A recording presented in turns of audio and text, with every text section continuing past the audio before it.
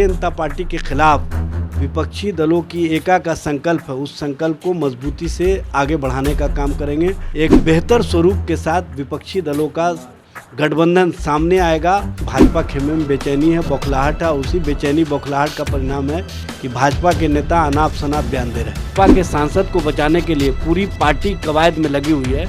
इससे ही स्पष्ट होता है कि भारतीय जनता पार्टी को जनता और जन सरकार से कोई मतलब नहीं है। इनको सिर्फ और सिर्फ मतलब है सत्ता और स्वार्थ से। नितिन नवीन उनके समय में हवा में पुल उड़ गया था, उस समय भाजपा के सारे नेता खामोश क्यों हो गए थे।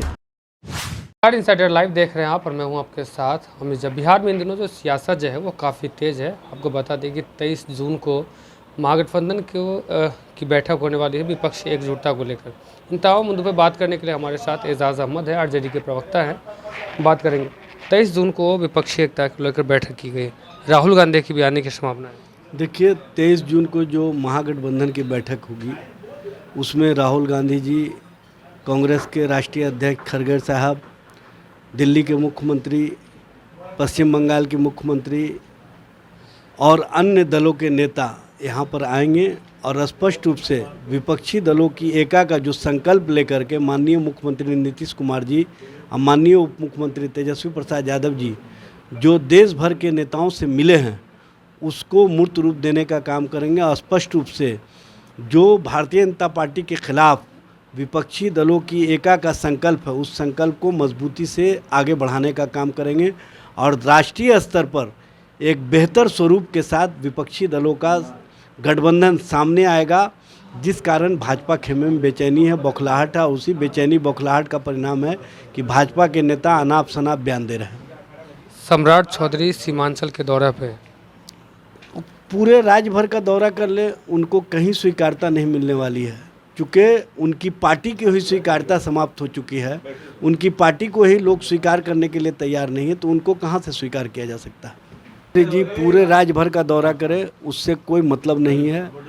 सबसे बड़ी बात यह है कि देश के अंदर अब भाजपा को स्वीकार्यता नहीं मिल रही है। भाजपा से अब आम आवाम पूरी तरह से नाराज़ हैं, क्योंकि महंगाई, भ्रष्टाचार और जिस तरह से महिलाओं पर अत्याचार, यौन शोषण की घटनाएं सामने आई हैं और जिस तरह से भाजपा के सांसद को बचाने के लिए पूरी पार्टी कवायद में लगी हुई है, इससे ही स्पष्ट होता है कि भारतीय जनता पार्टी को जनता और जन सरकार से कोई मतलब नहीं है, जनता के हितों से कोई मतलब नहीं है।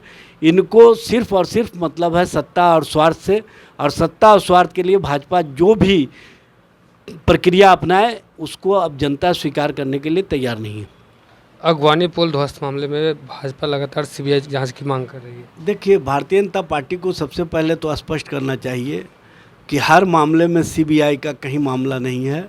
टेक्निकल मामले टेक्निकल टीम के द्वारा जांच की जाती है। आईआईटी रुड़की के द्वारा जांच की प्रक्रिया जारी है और स्पष्ट रूप से जो भी मामले आए हैं, इससे पहले भारतीय जनता पार्टी के मंत्री थे पीडब्ल्यूडी नितिन नवीन, उनके समय में हवा में पुल उड़ गया था। उस समय भाजपा के सारे नेता खामोश क्यों हो गए थे।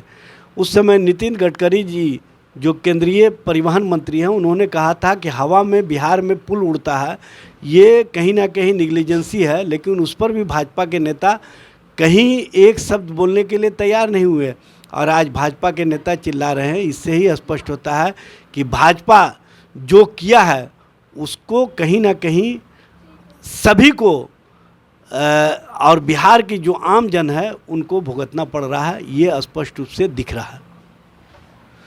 तो ये थे हमारे साथ एजाज़ अहमद जो कि आरजेडी के प्रवक्ता हैं। इनका साफ तौर पे कहना है कि आने वाले चुनाव में भाजपा जो है इसका खामियाजा भुगतेगी और 23 जून को जो विपक्षी एकता की बैठक एकजुट करने के लिए बैठक की गई है, इससे बीजेपी जो है वो घबराई है। फिलहाल हमारे साथ बने रहे और देखते रहिए इनसाइडर लाइव।